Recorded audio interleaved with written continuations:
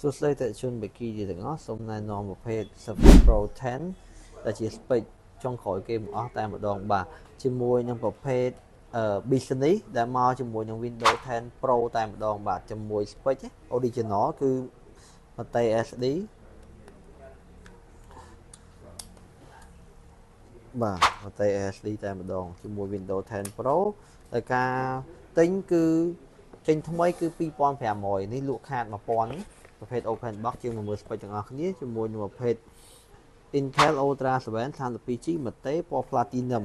បាទជាមួយនឹងការថែមជាមួយ keyboard នេះបន្ថែមមួយទៀតជូនអញ្ចឹងលក់ត្រឹមតែ$1500តែប៉ុណ្ណោះអញ្ចឹងខាងសាកមើលមែនតើបាទចឹងបងមានតម្រូវការតាក់ទងពី page បានមានតម្លៃពិសេសជូនប្រភេទនេះមិនទាន់ active ទេណាមើលទៅហើយបាទមែនតើជាមួយនឹង big ថែមទៀតចឹងបងមានតម្រូវការតាក់ទង page បាទអរគុណ